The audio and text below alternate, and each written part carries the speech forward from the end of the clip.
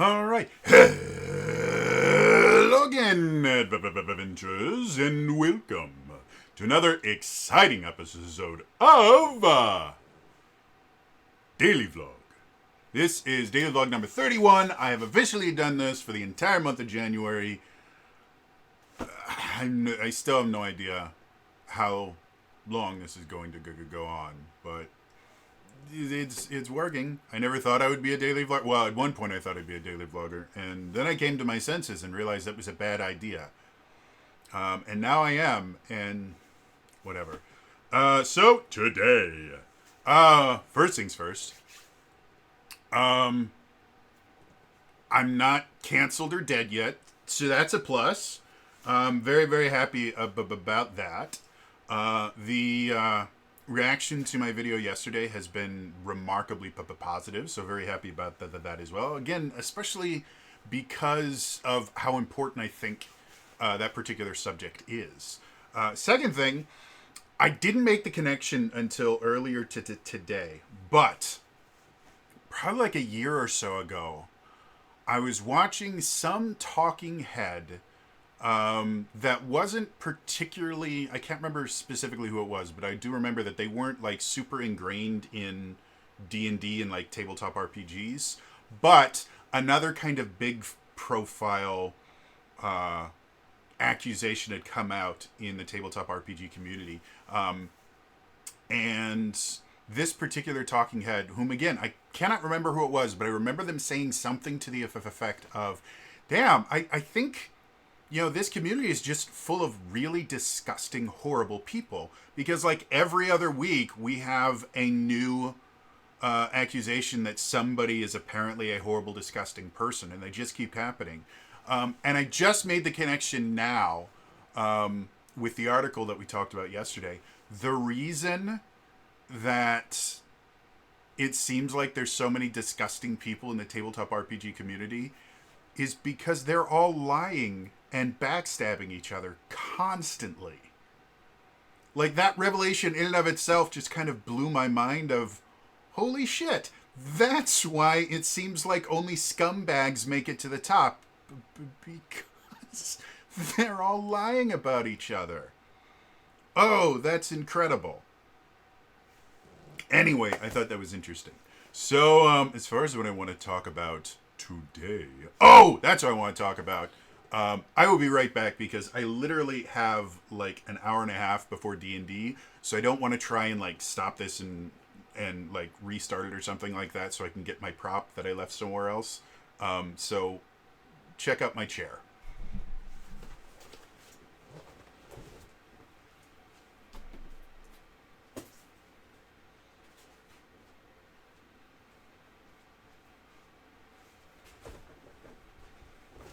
Okay, I'm back. I'll adjust the sound in a second. Hello, microphone. All right, so what I wanted to show you guys is this. Look. Look at that! I've got a cool hoodie, and the hood itself has like a mask built into it, so you look like a ninja, which I am super, super happy about. And yeah, like... I don't buy clothes for myself. Like, this shirt I got as part of Loot Crate back when I used to do Loot Crate. And Loot Crate was the number one source of new shirts for me for like a year and a half. The entire time I was doing it, I got more shirts from Loot Crate than I've ever gotten in my life. I generally just don't buy clothes for myself. And a lot of that has to do with the fact that, you know, you grow up poor, you get hand-me-downs and stuff like that. And I just, shopping for clothes for me was just never something that I enjoyed. I remember having an argument with, I'm just going to toss this over here so I don't have it on my lap. I remember having an argument with my mom when I was a kid. Because for whatever reason, we were going out shopping for like new school clothes. And she wanted...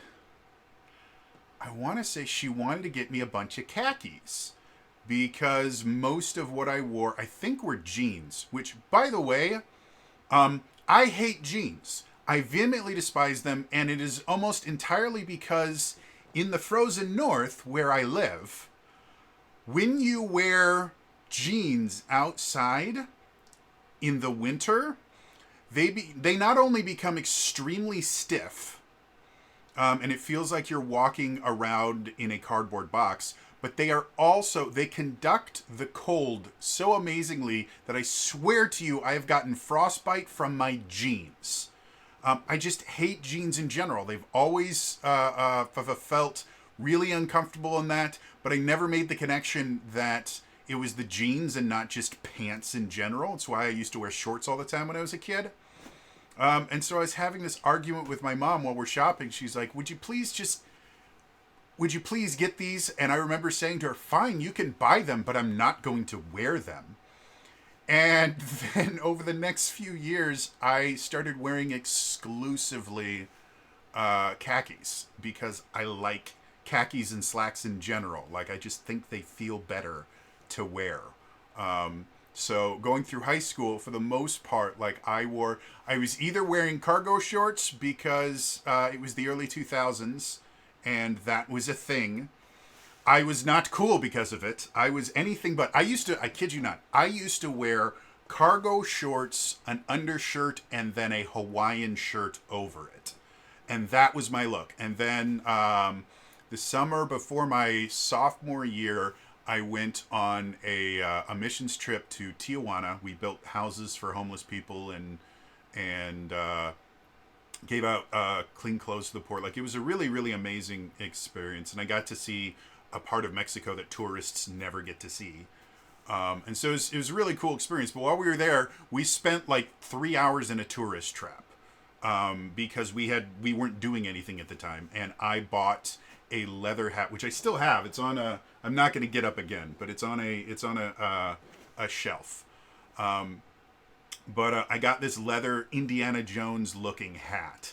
And so for the rest of high school and all through the time I was in college, I wore this hat constantly. So it was me in cargo shorts, a white or black undershirt, depending on the day. It was mostly white. A Hawaiian shirt that I wore open, so it showed the undershirt. And then a leather kind of fedora cap. And that's what I wore in high school. I have no idea why in the world I was unpopular. And when I wasn't wearing the cargo shorts, I was wearing khakis and dress slacks because they're just more comfortable. I do not understand how people find jeans comfortable. And it may have everything to do with the fact that I live in the frozen north and the people that wear jeans live in the south. And so they never have to deal with it turning into literal steel traps on your legs.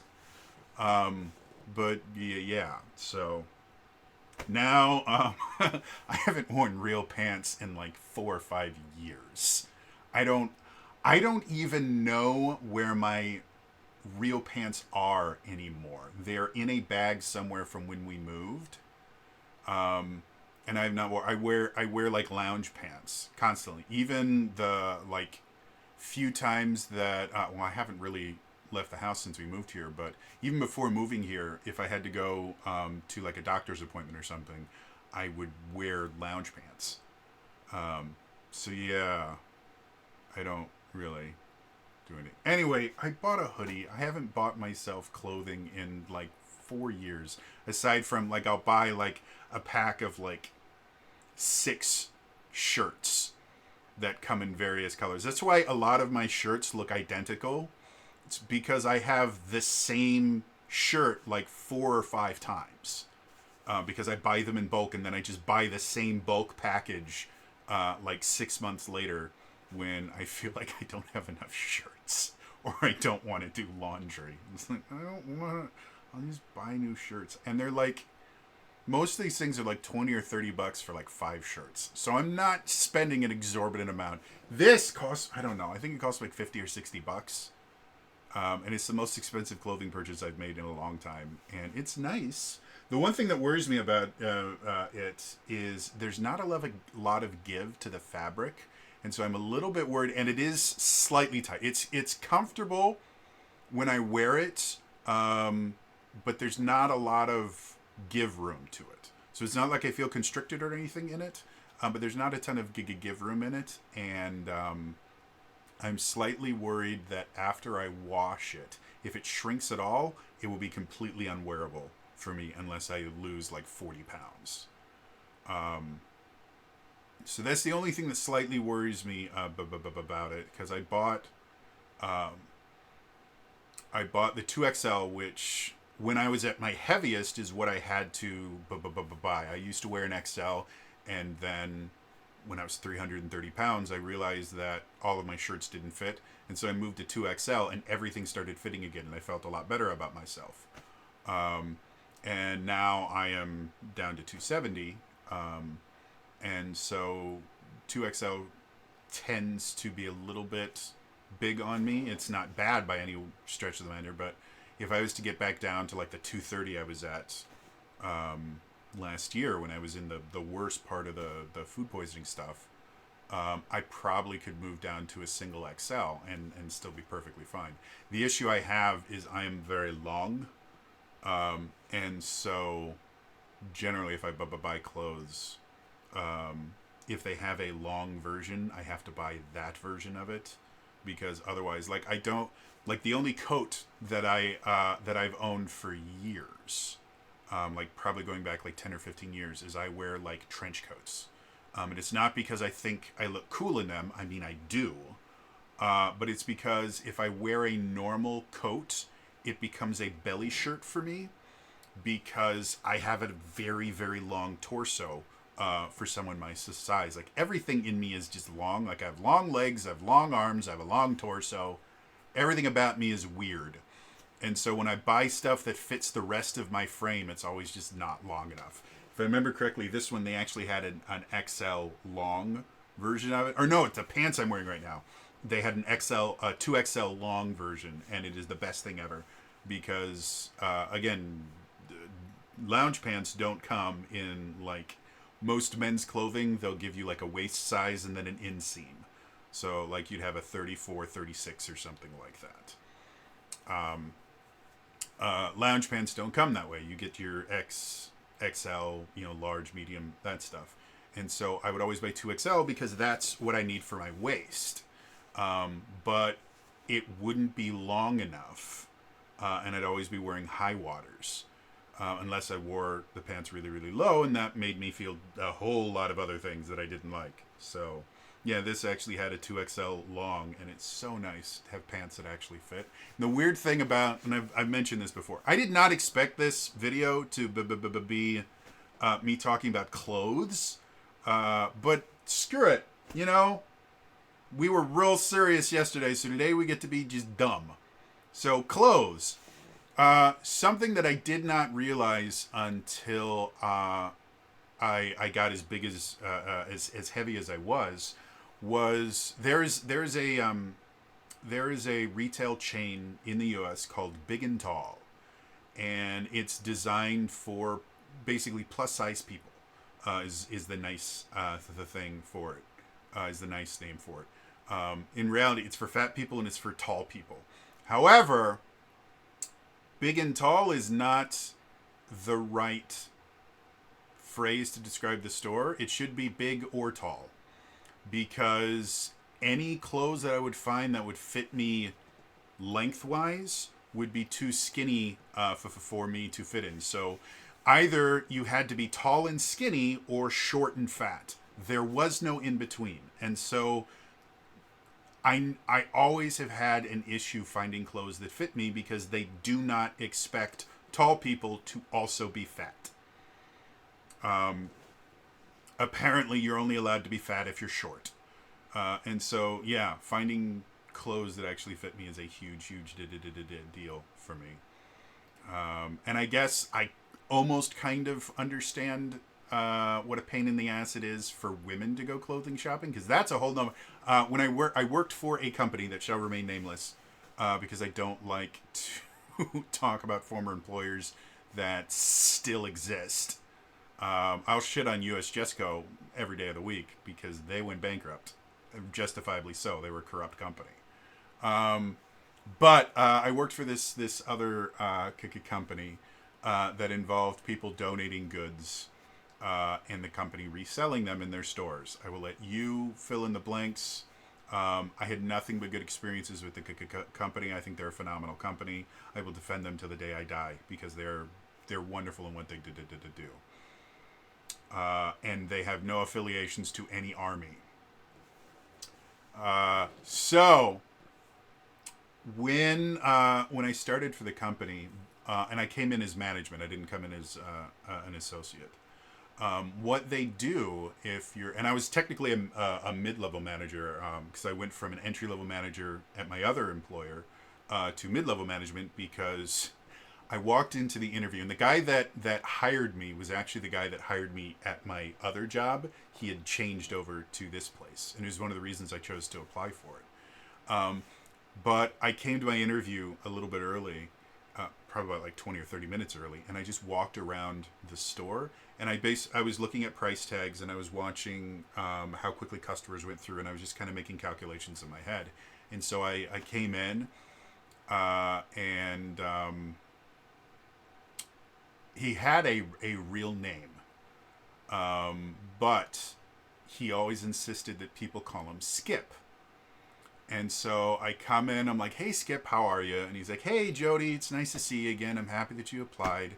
I was really happy with the growth that you showed at other company. So I was excited when I got this. I said, yeah, no, and so we're just kind of like chit-chatting that I didn't realize was part of the interview, but was. So we're just kind of chit-chatting, saying, so how have you been? I'm like, I've been doing good. I haven't really been enjoying my time at other company. I'm not really getting the growth opportunities that I want.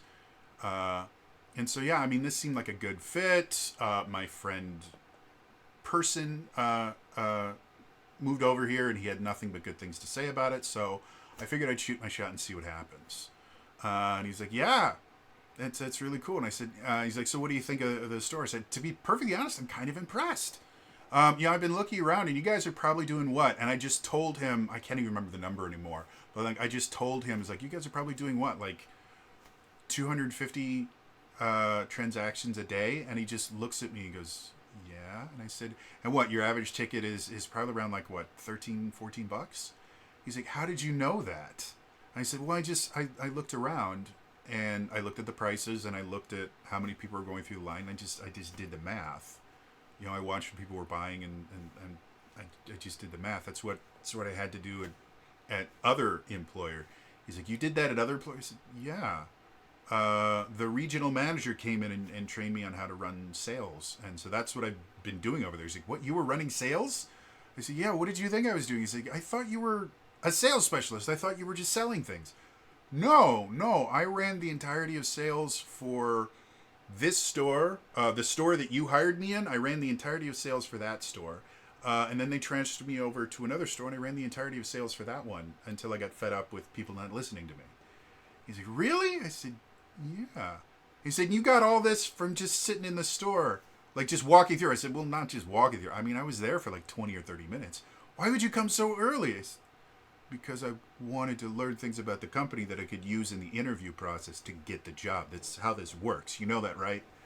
And he was just so impressed that I got hired on the spot. But what they would do before you were allowed to even, like, I wasn't allowed to visit my new store that I was going to be a manager in. I was not allowed to look at it. Nothing. They sent me to another store. And basically, I had to work every single job that I would be managing. So I became forklift certified because we all had to be able to drive a forklift. Or there were people that were forklift certified because when lots of donations would come in, we would put them into these giant bins. And then we would, the stores that got a lot of donations would ship it off to stores that didn't get quite as many donations so that they all had stuff to go. So sometimes if you donated to something, you donated something in like Waukesha, it might show up in like Grafton or something like that, just because this store had a lot of donations at this time of the year and this store didn't. So yeah, I was forklift certified, and I was actually really good at driving a forklift. I was proud of myself, and I did everything. I think the only thing I didn't do was janitorial. They never made me clean bathrooms. But like I ran a register for a couple of shifts. I worked on the floor. I worked pricing goods. I worked in the donation area. I worked literally everywhere in the store. And when I was working on what they call soft lines, which is basically clothes, I got to learn about just how nonsense women's clothes are. Because, fun fact, women's bodies in general are not quite as uniform as men's bodies are. And by that, like, men were kind of built the same way for the most part. Like, broad shoulders, narrower hips. And that's about it. We form a triangle, and we all tend to grow in a very similar fashion with a few differences, like where your fat goes to. For men, it's almost exclusively to our guts. Like there are some other places where you'll get it in your thighs and your butt and that, but we tend to grow in the middle a lot more. Women, there's no rules. There's not a single rule. You know, every single woman has a different body type and different ways that their body grows. It is the most nonsense thing in the world. And some ladies have big hips, some ladies have small hips, some like skeletal structure changes randomly throughout your childhood. Like, I mean, it's nonsense. And so women's clothing, the sizes that you see on women's clothing mean nothing.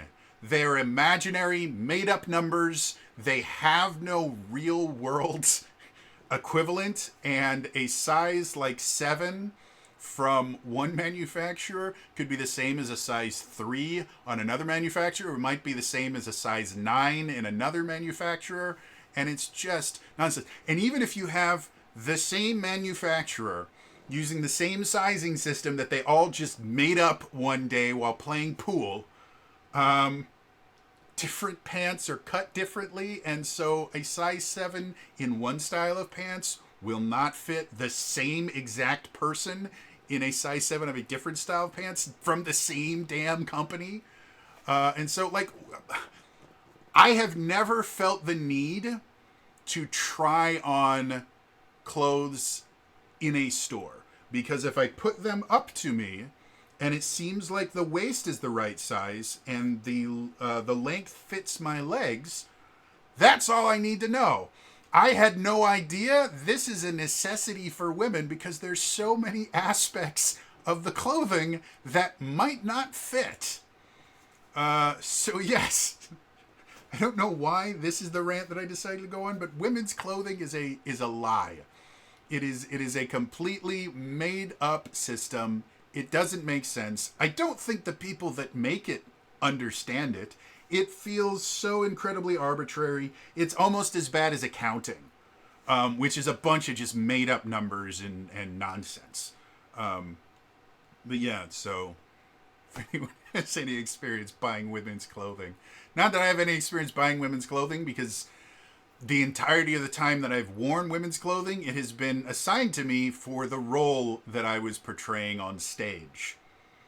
Read into that however you want, but being an actor, you become very, very comfortable at being put in nonsense constantly.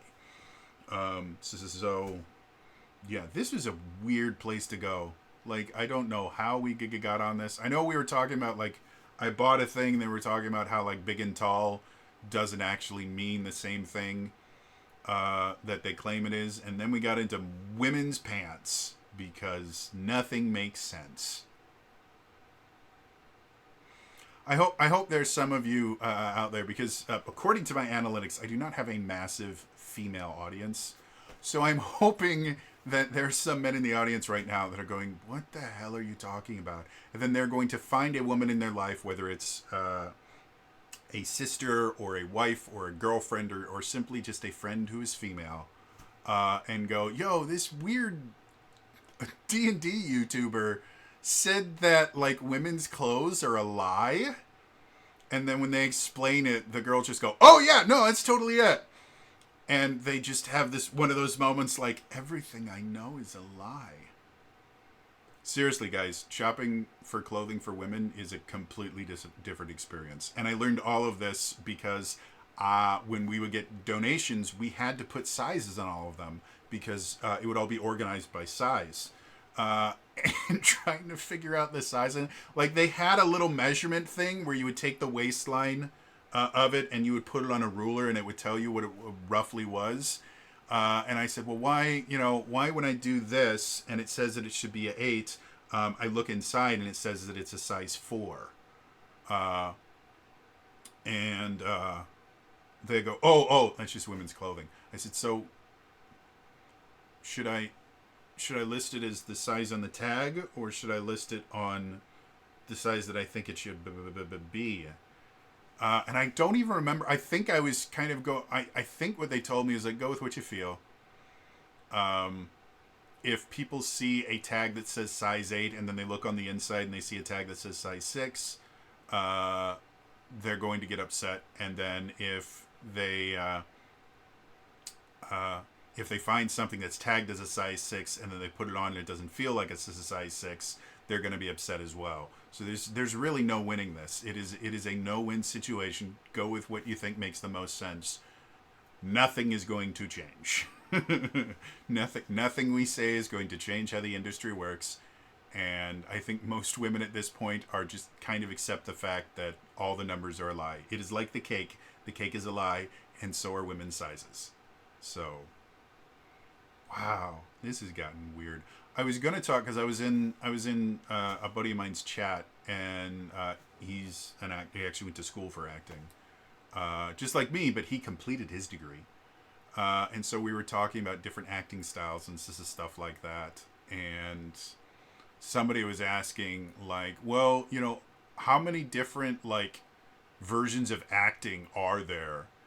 And his response was to basically start going through kind of the classical schools of acting where you have Meisner and you have Stanislavski and Chekhov and I can't remember where the method came from. I know it was an evolution of Stanislavski's The System.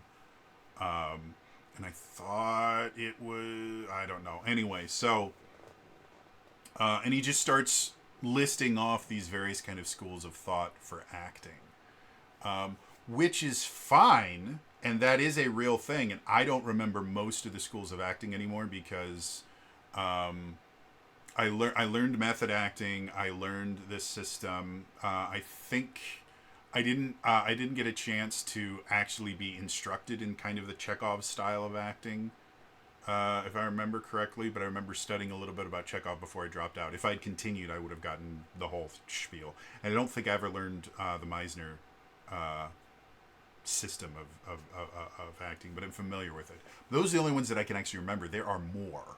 However, there's a lot more acting techniques than just those kind of schools. Like there's animal work. There is movement. We called it movement work. I'm not sure if it actually has a name. Where it's basically you create the character by kind of moving around in space as you feel the character would move. And it's a very physical form of creating a character. Animal work is very similar, where you kind of identify an animal that you think relates to the character a lot. And so you start off by learning how to mimic the movements and speech patterns and everything of the animal itself. And then you slowly kind of evolve from the animal into the character. It is a bizarre form of character work, but it does create very interesting, unique characters, and that's really what acting is about, is kind of creating these characters and embodying them. And there's so many different ways to go about it, and everybody's going to find a system that they like that works for them. And the only thing that I will tell any actor that ever comes to me is, if you want to study the method, the Actor Studio in New York is famous for teaching the method. If you want to become a method actor, go fuck yourself. Because method acting is unbelievably selfish, toxic, and creates bad performances. And people will argue with me until they're blue in the face. Well, no, look at Daniel Day-Lewis, look at Leonardo DiCaprio. Those are just amazing actors, and they're method actors. No. From what I am aware of, I believe Daniel Day-Lewis is a relatively nice person, but acting with him can be a bit of a nightmare. Acting with Christian Bale or Leonardo DiCaprio or Jared Leto is not fun. They are assholes, and they actively damage other actors in an attempt to get a better performance. And people will argue, well, look at the performances they've had. Like Daniel Day-Lewis has had amazing performances. He's a phenomenally skilled actor. Leonardo DiCaprio the same way. Jared Leto is not a good actor.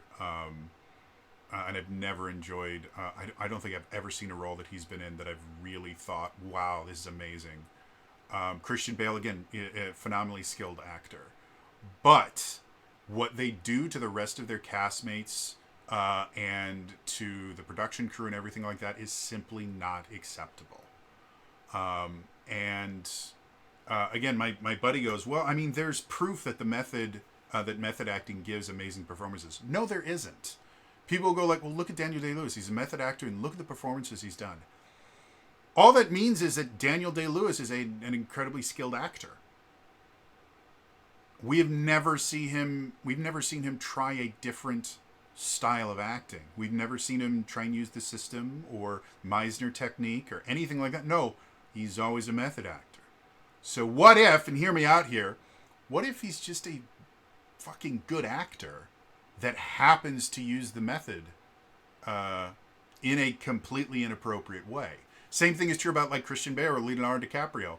They give incredible performances, but I have a hard time attributing that to the fact that they are method actors. And the fun fact, the method, as it is originally taught in the actor's studio, is not what they are using. The method itself is effectively, the method is what's called an outside-in process, where what it is the method tries to get you to understand the character by putting yourself in similar situations and connecting the emotions of the character to the emotions that you are feeling when you are put in similar situations. So it's very outside in. Your outside environment makes you feel things. The phrase that was given to me by my professor when I was studying acting was the method is effectively,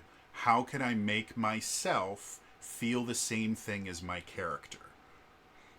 Whereas the Stanislavski system, which is the technique that I tend to prefer to use when I'm creating characters, is you actually find situations in your own life that you have felt similarly, and you connect those raw emotions to aspects of the character. So it's a very inside out version of acting, where you go, okay, what has made me feel in a similar way to this character?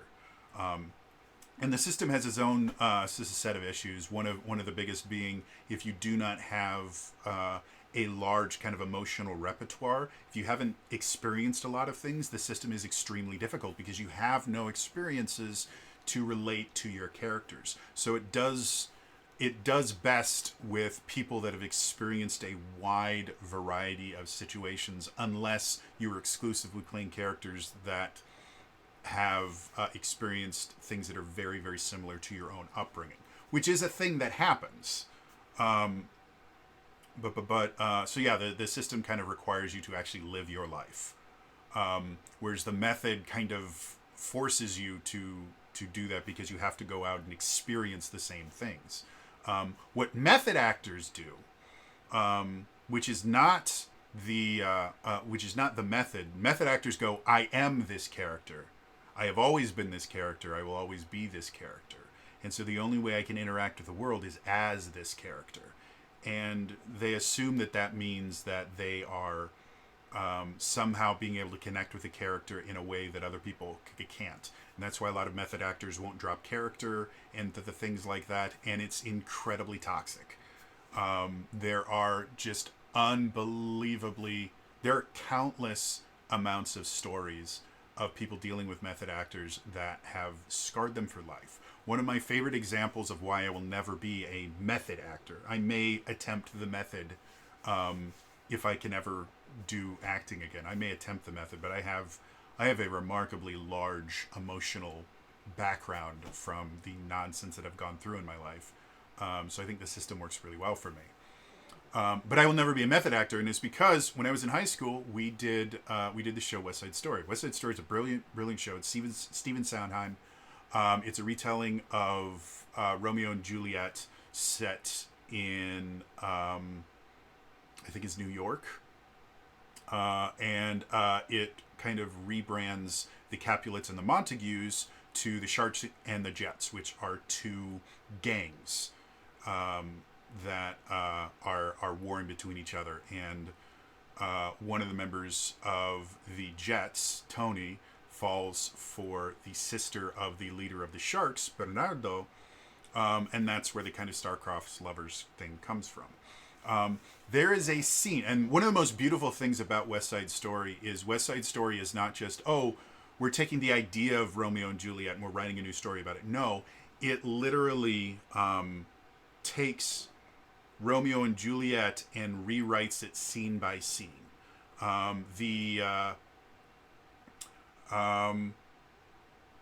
The balcony scene that everybody knows, "O soft, what light at yonder window breaks, is the east and Juliet is the sun. Ah, arise, fair sun, and kill the envious moon who's already sick with envy."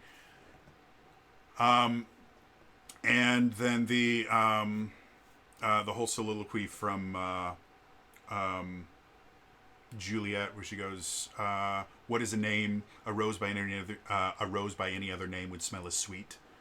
That scene is recreated in its entirely in West Side Story, where instead of being on a balcony, Maria is on a fire escape. And that scene, I believe, if I remember correctly, that's the first version of Tonight, I want to say, where they just sing, "Tonight, tonight, I only felt tonight there will be no more," or maybe it isn't. I can't remember which scene. Anyway, so they recreate that. There's another scene that they recreate. Again, the whole thing is just recreation of scenes from that. But in the original Romeo and Juliet, there's a scene where Romeo, there's this plot, they can't be together, and so Juliet has this brilliant idea. She is going to pretend to be dead. And then they're going to whisk her out to a burial place outside of town where all of her family is buried, and they're going to inter her there for a little bit before actually burying her. And so what's going to happen is she's going to pretend to be dead, and everyone's going to say, "Oh no, she's dead." And so she killed herself because it's so sad that she can't be with her true love. And so they'll put her out there. And the plan was her nurse was going to go to because Romeo was in hiding at this point for killing, is it Tybalt? I think it's Tybalt.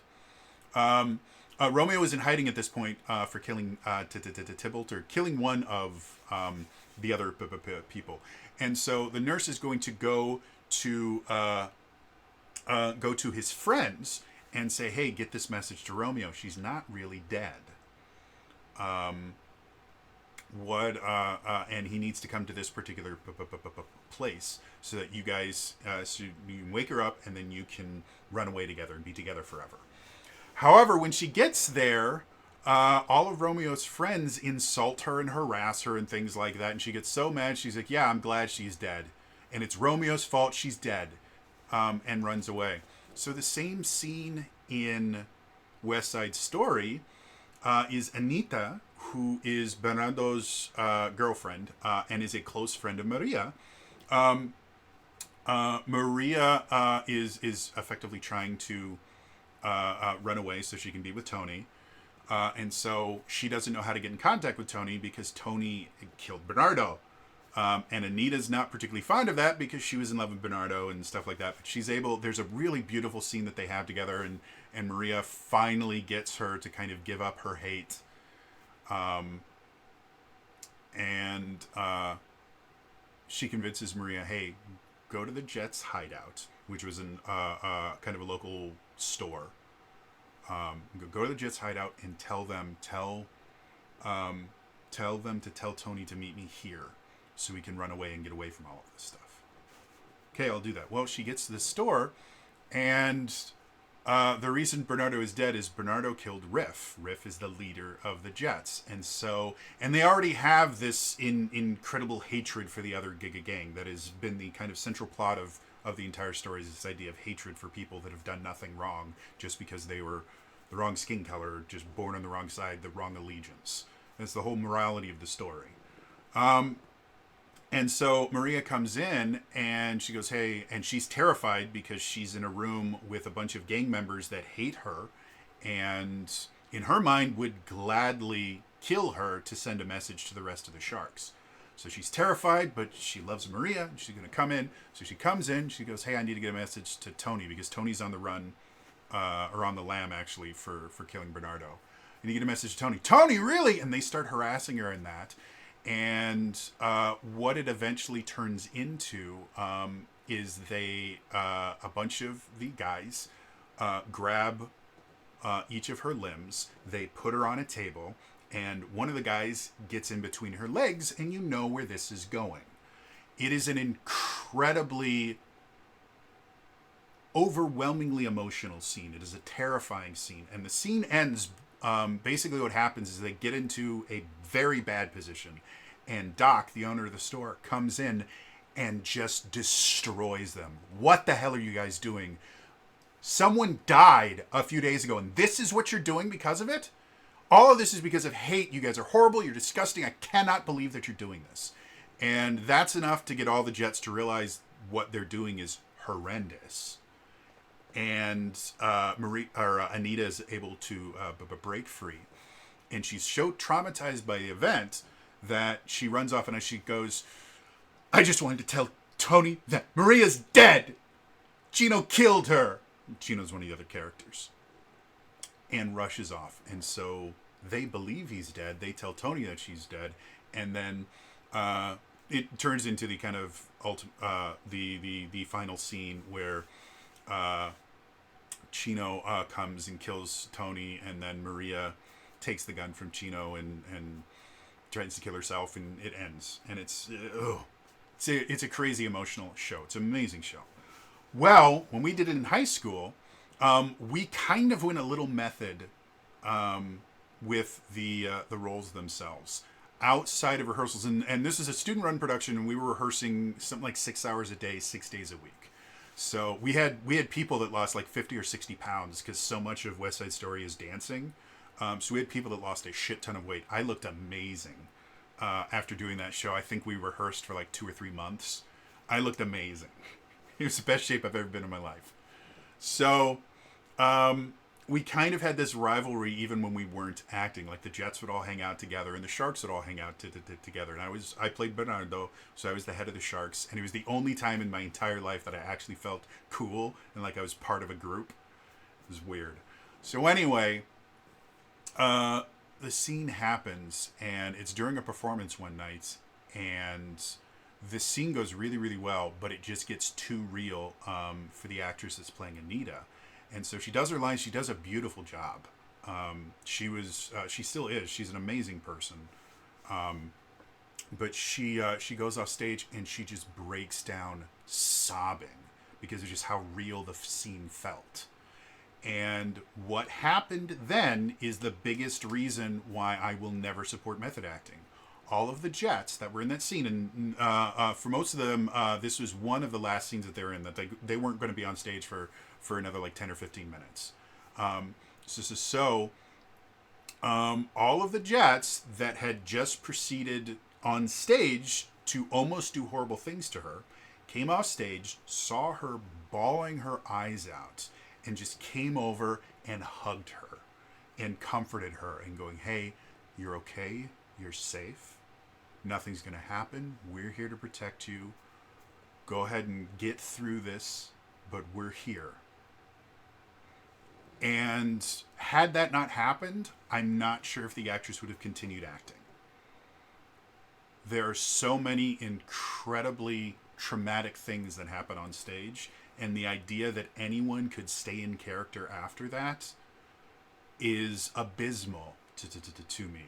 The thing that makes acting okay, the thing that makes experiencing these horrible, disgusting tragedies okay, is because it's not real. It's not really happening, and the entire purpose of acting and performance is for people to be able to see things that they would never be able to experience on their own and learn from it. That is the entire purpose of the entertainment in general, is for people to experience things that they can't experience and learn from it. And so, yeah, I vehemently despise method actors. I think they're incredibly selfish. I think they're dangerous. I think they're toxic. And I would love for the practice to die out. I do not think the method in and of itself is that bad.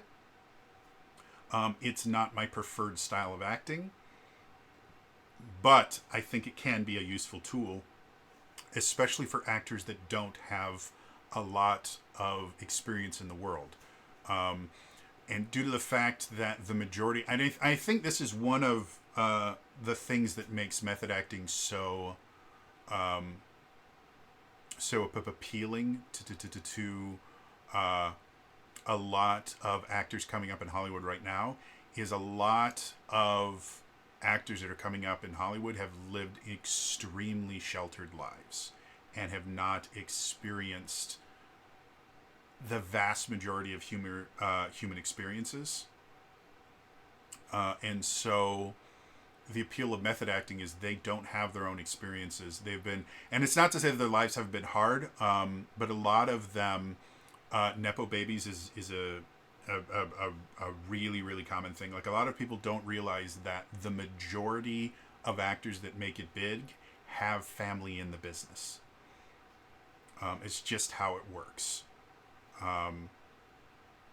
Everyone was blown away with Millie Bobby Brown. Millie Bobby Brown has relatives in the industry, and that's one of the reasons you get it. Does that mean that she's not a good actor or anything? No, she's a very skilled actress. However, she had a massive leg up. What is it? Robin. I can't remember her name now. I hate this. Is it Hawk?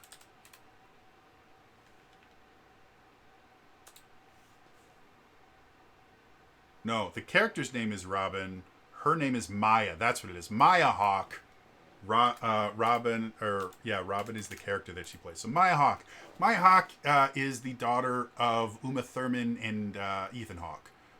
Who Ethan Hawke, in and of himself, is one of the most skilled actors of his generation. He's brilliant. And Uma Thurman is also extremely skilled. And so Maya Hawke had a massive leg up and still had a hard time getting the role. And when she got Robin, her career kind of exploded, justifiably so. She's extremely skilled.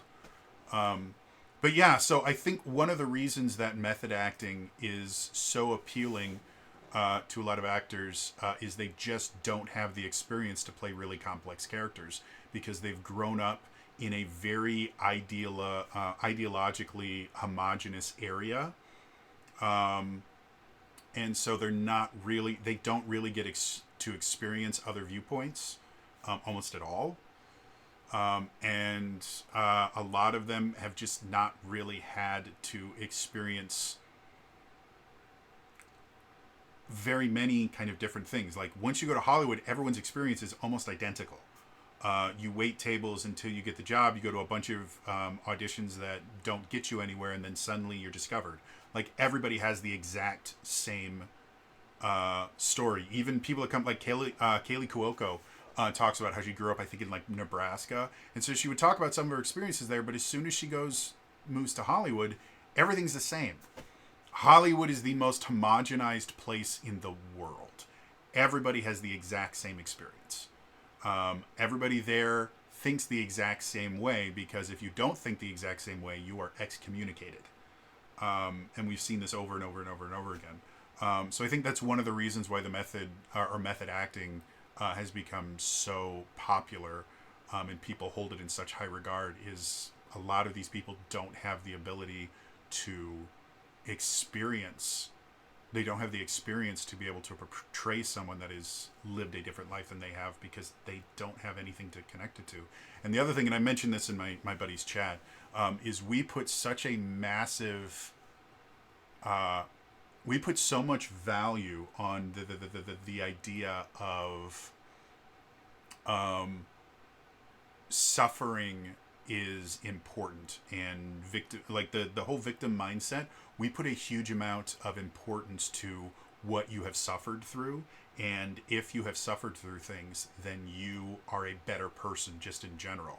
And if you work really hard, and this is something that we've seen a lot with Gen Z recently, as they're kind of exploding about the idea that they don't want to work like 9-to-5 jobs, and a lot of them are realizing that jobs are not fun and they're very difficult. You will hear this phrase a lot, is like, I worked so hard and I deserve this.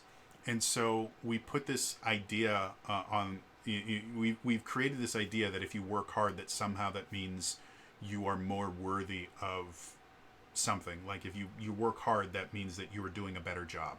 Anyone that's working harder is doing a better job. And the reality of it is, generally your hardest working people in any company are generally the worst at their job. And the reason why is people that are good at their job learn how to do it more efficiently. And people that value themselves tend to be relatively good workers. And so they won't kill themselves for a job. People who massively undervalue themselves and don't understand their jobs will work extremely hard, because they feel that that's the only way that they can create value for themselves. And they will always do things the hard way. And they think that that makes them better in some way. And it just doesn't. It means that they are just working harder for no reason. And the thing about method acting is it is physically painful. It is emotionally draining. It is actually physiologically dangerous sometimes. Like when you look at some of the things that Christian Bale has done to his body, where he has gotten to like anorexic almost, or maybe he's gotten dangerously thin, and then has gained incredible amounts of weight in very short amounts of time. And that is absolutely horrible for your body. It is one of the worst things in the world that you can do. Massive weight changes and stuff like that, and especially massive weight gains, either like weight gains for gaining just fat, and also weight gains by just bulking up with muscle, like what he did for the Batman Begins trilogy. It's just really, really damaging to your body. And so the press has kind of exemplified just how horrible and how much pain and suffering that these method actors go through, to try and say, well, look, that means that they're better actors because they're willing to sacrifice more for their craft. And it's a bunch of nonsense. If you have to work that hard to get a good performance, then you're not a very good actor. The entire purpose of acting is putting the illusion that you are someone else, not identity theft. Identity theft isn't acting. And we've lost the plot on that because it feels good to talk about the people that are working really hard and trying to reward them for brutalizing their body and abusing their co-stars.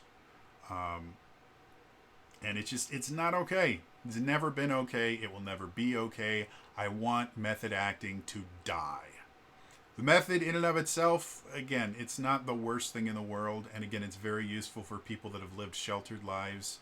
But my recommendation would be, if you want to be an actor, go out and experience the world. And that doesn't mean you need to go and be poor for a year or that. But go out, talk to real living people, listen to their stories, connect with them on an emotional level. Travel the world. Read about different cultures. Read actual history, not the kind of flavor of the day history that we get taught in school, where whatever societal evil they've decided is bad this week is the worst thing that's ever happened in society. Read history from other countries. Read histories. Like, the most eye-opening thing that I ever experienced as related to history was I took AP US History in high school, which I did not enjoy because I hate history in general. And we used an English textbook for it. And reading U.S. history from an English perspective is a massively different story. It was not like incredible. Like it wasn't them kind of like painting Benedict Arnold as like a hero or anything like that.